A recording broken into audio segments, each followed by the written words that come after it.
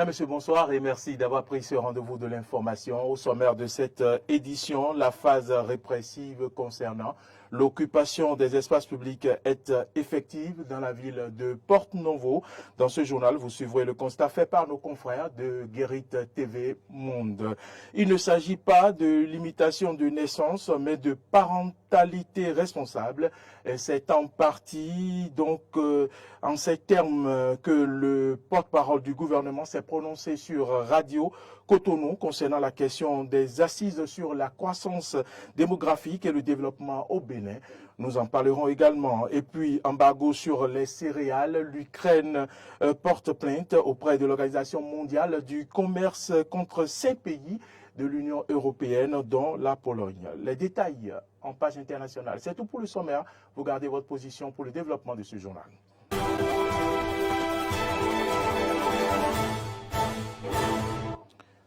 Madame, Monsieur, merci à toutes et à tous et bienvenue dans ce journal.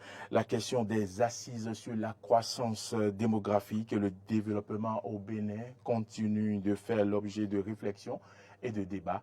Wilfried Léandre Roumbedi, invité sur Radio Cotonou, s'est également prononcé sur le sujet.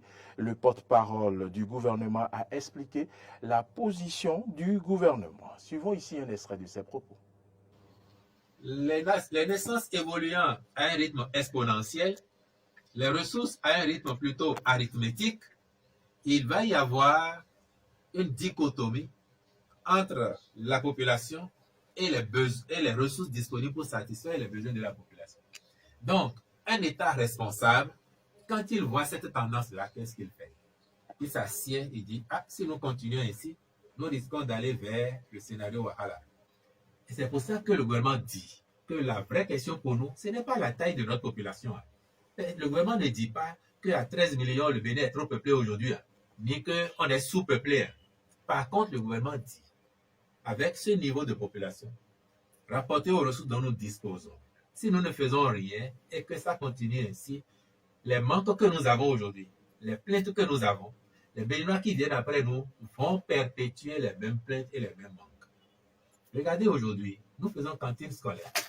Nous sommes, avant la rentrée qui vient là, nous sommes à 1 35 000 enfants qui ont un repas chaud. Et nous sommes à 75% de couverture. J'ai des parents, quand je fais le tour du pays, qui disent qu'il faut passer à 2 repas. Et moi, je leur dis, oui, on veut bien. Mais attendez que ceux qui n'ont pas encore un aussi puissent avoir un. Vous voyez bien, hein? Si on avait suffisamment pour tout le monde, on ferait même les 2. Peut-être qu'on va donner goûter en plus. C'est de ça qu'il s'agit. Et donc, un gouvernement qui voit ça, il pense aussi à ses successeurs. Comment je fais pour que ceux qui viennent après moi, ils aient la tâche plus allégée, pour que les populations vivent mieux. Monsieur Naoum, c'est ça qui fonde notre démarche. Ce n'est pas... Pour limiter les naissances. Non, ce n'est pas ça. Donc, la finalité, vous l'aurez remarqué vous-même, c'est d'en appeler à la parentalité responsable pour que les uns et les autres comprennent qu'il faut espacer les naissances, qu'il faut faire les enfants suivant le rythme qu'ils veulent, suivant leurs moyens, et ne pas en faire en pensant que tel cousin qui est dans telle ville ou tel oncle qui est là a plus de moyens, je vais lui envoyer 2 ou 3 pour qu'il m'aide à les garder. Donc vous faites la promesse aux citoyens de ce pays qu'au cours des assises, vous allez recueillir l'avis des populations comme cela. Mais c'est pour ça que nous avons commencé ce qui est fait, et les prochaines phases, j'ai commencé à dire, il y aura les rencontres avec les religieux, il y aura les rencontres avec les corps constitués de la République, et après, nous irons dans les 77 communes, discuter avec les populations, dans les langues. Donc rien ne sera imposé aux communautés. Justement, dans les langues. Et après, puisque vous parliez d'agenda, tout ça va se faire courant septembre, octobre, et puis probablement en novembre, première quinzaine de novembre, les assises pourraient se tenir à Cotonou, avec quand même 1200 participants. La phase répressive en ce qui concerne les occupants des espaces publics a démarré pour le moment dans les départements du littoral, de l'Ouémé et donc de l'Atlantique. À Godomé, cette opération a consisté à brûler une quantité considérable de friperies parce que les abords de l'échangeur de Godomé sont devenus un centre illégal de commerce de toutes sortes, dont la friperie. Selon des témoins, c'est au bout de jets de pierre que les policiers se sont retirés. Les victimes de cette descente surprise À en croire le journal News Africa, disent en vouloir au régime Talon approcher un agent de police ayant participé à l'opération, a soutenu que l'objectif est de parvenir à les décourager en raison du récidivisme et du fait qu'ils parvenaient après chaque opération de libération d'espace public à retirer leurs effets saisis. Bien évidemment, a-t-il précisé que cette intervention s'inscrit dans le cadre de l'opération de déguerpissement en cours. À Porto-Novo, en ce qui concerne les occupants des espaces publics, et bien sûr que la répression a également démarré, et c'est du moins ce que nous fait savoir nos confrères de Guérit TV Monde. Je vous invite à suivre ce reportage réalisé par Latifat Kowenou et Alphonse Bouton.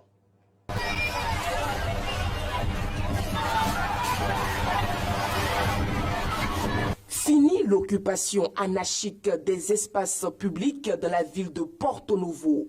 Après les avertissements du maire de la ville de Porto-Novo, Chalmin Nyankoti, les occupants des espaces publics n'ont pas pu éviter la phase répressive.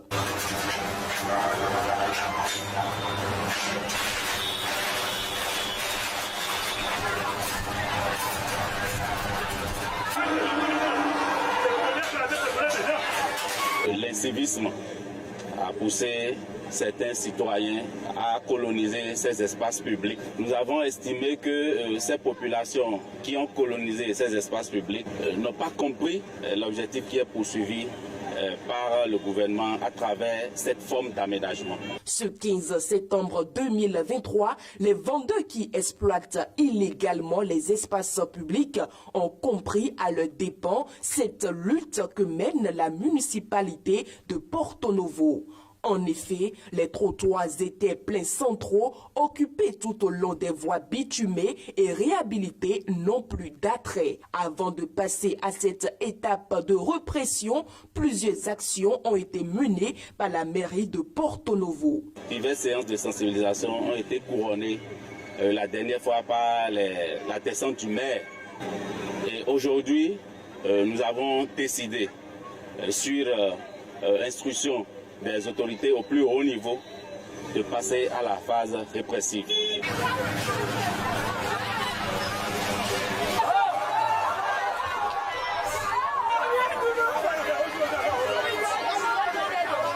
L'heure n'est plus aux supplications ni aux plaintes. Le mot d'ordre est clair. À travers cette opération que nous venons de faire, les autres qui continuent d'occuper illégalement et anarchiquement l'espace public doivent pouvoir d'eux-mêmes replier. Parce que une fois que nous nous sommes engagés, cette fois-ci, je crois que nous irons jusqu'au bout. Donc j'invite nos concitoyens à libérer d'eux-mêmes tout ce qui est espace public. Ainsi, ils auront la paix. Le périmètre du marché de Wando et la route quittant le carrefour cinquantenaire à l'hôpital El Fateh ont été libérés par la direction du service technique de la mairie de Porto-Novo avec l'accompagnement du commissaire du 5e arrondissement de la dite ville. Ce faisant, le 5e arrondissement est libéré pour la libre circulation des biens et services.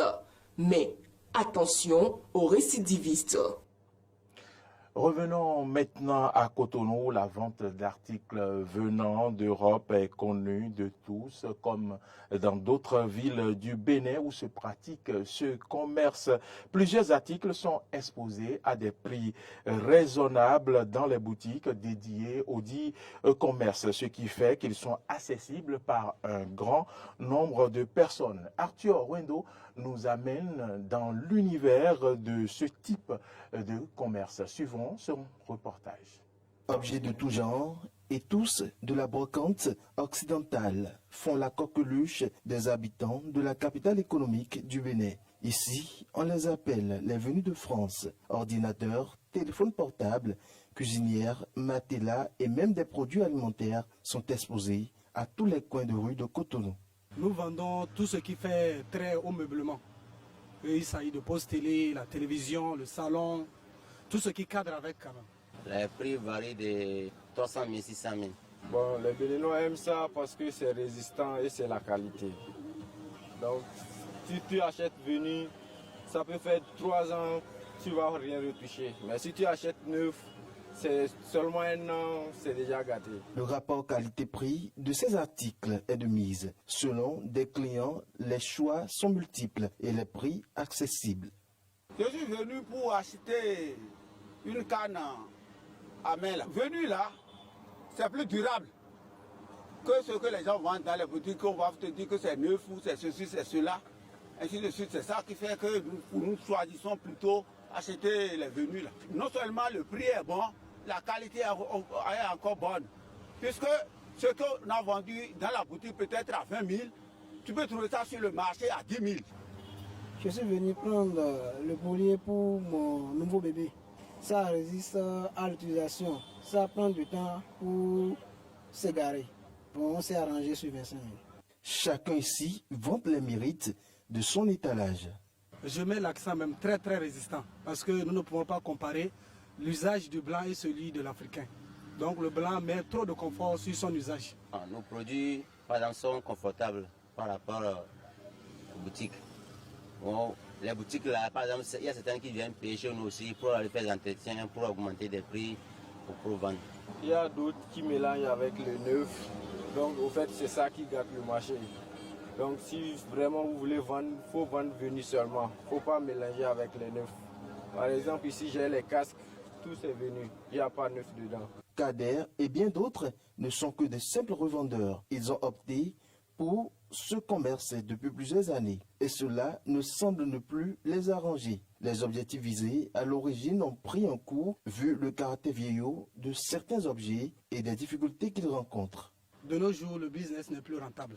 Pas comme à l'époque. Avant, quand même, chacun se débrouillait, vu que les impôts ne sont pas de si trop. Mais maintenant, tout a vraiment changé. Bon, chacun se débrouille dans le marché. Au niveau de la douane, des fois, pour faire sortir des bagages, ça devient des problèmes. Au fur et à mesure, on va te dire 2 semaines, 3 semaines, jusqu'à la fin, 1 mois là-bas. Il y a des choses, bon, seulement, s'il y a la pluie là, les choses vont pourrir là-bas. Le marché est trop calme. Le marché est trop calme, mais on remercie Dieu quand même. Ce phénomène de produits importés d'Europe est visible dans plusieurs pays africains. Rares sont les gouvernements qui ont mis en place des lois interdisant ce commerce d'articles d'occasion. Un reportage de Arthur Ruendo. La tension monte entre l'Ukraine et l'Europe centrale au sujet des céréales. Kiev dépend de ses voisins européens pour exporter son maïs, son blé ou encore son tournesol vers le reste du monde. En particulier depuis que la Russie s'est retirée fin juillet de l'accord sur l'exportation des céréales ukrainiennes en mer Noire. 5 pays voisins de Kiev ont décidé de maintenir un embargo, si bien que l'Ukraine a porté plainte devant l'OMC. Suivez. Un contentieux a vu le jour entre l'Ukraine et la Pologne. Le président polonais a commenté l'action en justice intentée par Kiev auprès de l'Organisation mondiale du commerce au sujet de l'interdiction d'importation des céréales ukrainiennes décrétée par Varsovie en la comparant aux derniers efforts d'un homme en train de se noyer. Il serait bon que l'Ukraine se souvienne qu'elle reçoit notre aide et que nous sommes un pays de transit vers celle-ci. Après tout, un proverbe dit qu'un homme qui se noie essaiera de s'accrocher à un brin de paille. En effet, quelqu'un qui se noie s'agrippe à ce qu'il peut. On dirait un peu la situation entre la Pologne et l'Ukraine aujourd'hui. Certes, nous devons agir afin de nous protéger nous-mêmes de cette personne qui se noie et qui nous cause du dommage. Parce que si une personne qui se noie cause des dommages et nous noie, il ne recevra pas d'aide. Ainsi, nous avons à défendre nos intérêts. C'est notre devoir et nous le ferons d'une manière résolue et efficace. La pierre d'achoppement entre Kiev et certains pays d'Europe de l'Est a été l'interdiction au niveau national des importations de produits agricoles ukrainiens, dont le blé, le maïs et les graines de tournesol. Ces interdictions ont été décrétées après que la Commission européenne a annulé une interdiction similaire au niveau de l'Union européenne. Cependant, l'Ukraine n'est pas satisfaite d'une telle évolution. C'est pourquoi elle prépare une interdiction des importations d'un certain nombre de produits alimentaires limités à la Pologne pour le moment. Dans les jours à venir, l'Ukraine imposera un embargo sur la livraison d'oignons, de tomates, de choux et de pommes. La raison principale pour nous est de prouver que la Pologne n'a pas le droit d'introduire de telles mesures. Dès le début, nous n'étions pas d'accord avec l'interdiction d'exporter. Les revendications des pays d'Europe de l'Est ne se limitent pas à ces importations. Selon eux, Kiev bénéficierait de la vente de ces céréales à bas prix, menaçant les économies de la Pologne, de la Hongrie, de la Slovaquie et de la Roumanie.